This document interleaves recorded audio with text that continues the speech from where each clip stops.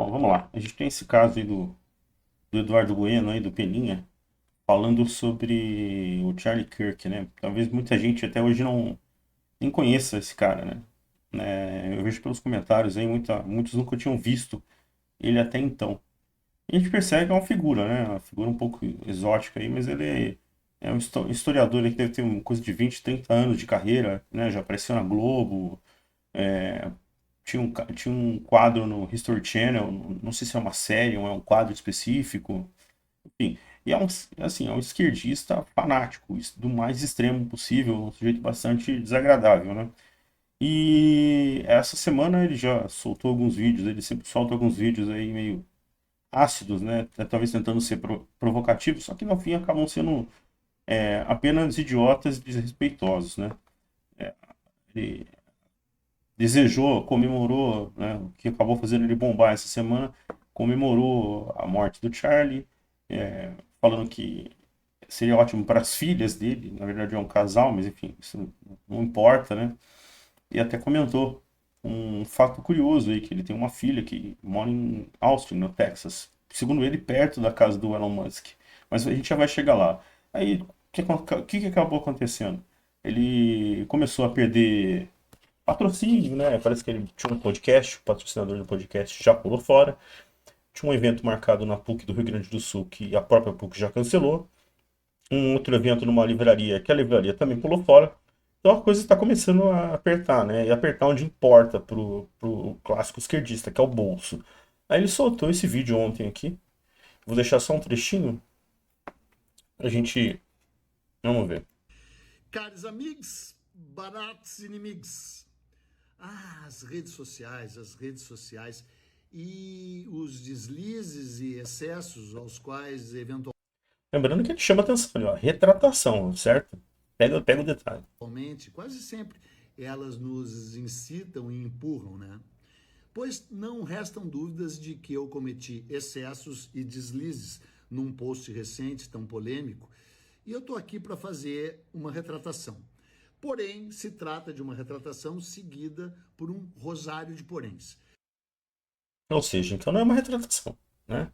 Se tem um porém, é a mesma coisa que eu falo assim, olha, a sua roupa é bonita, mas. Vamos ver os poréns aí. Porém, número um, o movimento orquestrado contra mim foi feito, foi organizado por parlamentares, por políticos de extrema direita. Gente que eu considero nociva e desprezível e pelas quais não tenho o menor respeito. Lamento apenas que eu, de fato, tenha dado combustível para eles, né? Combustível que, incendiando, serviu como cortina de fumaça para que se não se discutisse a condenação, pela primeira vez na história do Brasil, de uma série de militares golpistas. Porém, número dois, 80% dos comentários feitos nas redes deles e nas minhas sobre o tal post repleto de deslizes e excessos cometidos. Deslizes e excessos, cara. Se comemorar a morte de alguém, logo eles que. E é aquela coisa, né? A gente tá cansado de saber. Eles pregam o amor, eles defendem o amor, mas são a principal fonte de morte e desgraça no mundo. Por mim, é, são absolutamente desprezíveis, horrorosos, nocivos e, evidentemente, um discurso de ódio, com o qual, de certa forma, eu me tangenciei.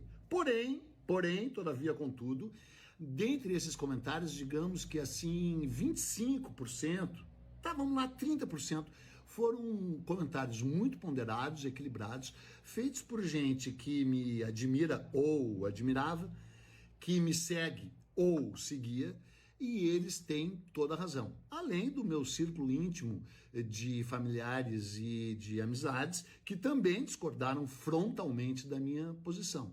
Então é em nome dessas pessoas que eu admiro e respeito, próximas a mim, ou daqueles que me seguem ou seguiam, que eu estou fazendo essa retratação, porque de fato é óbvio.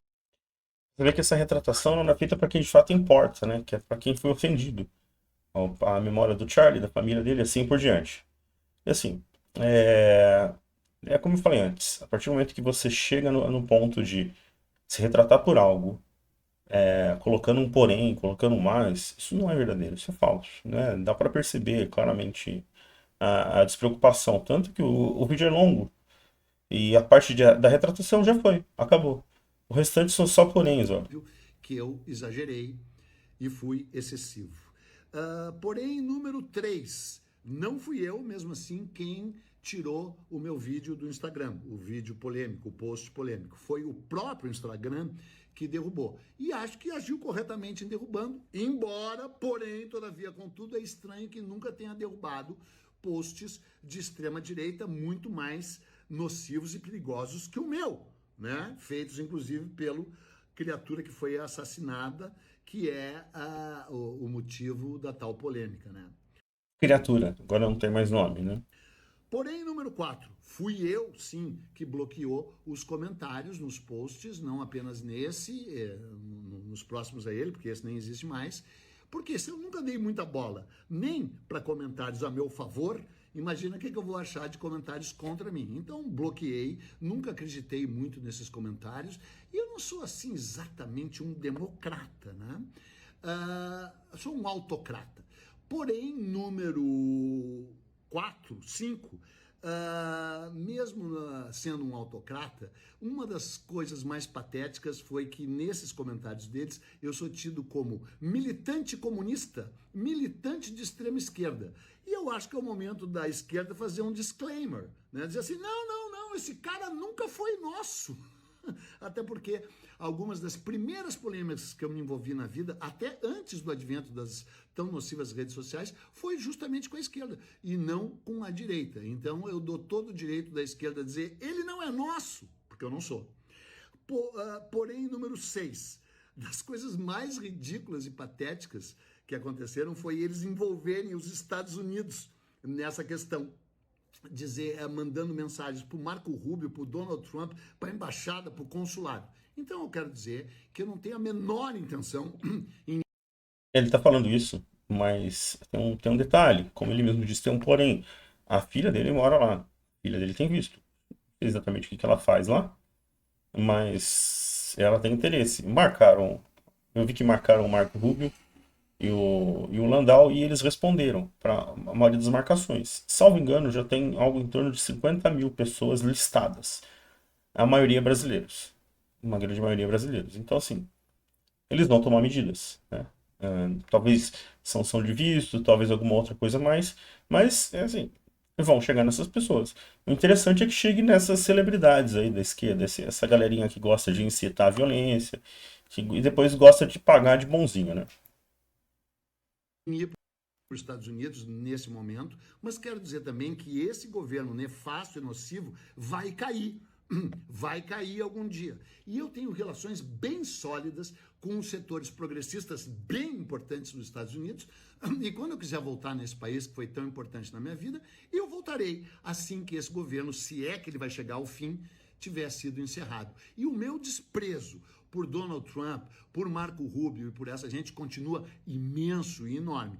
Não, acho que ele não fala mais o nome, né? E pelo assassinado também. Tá lá.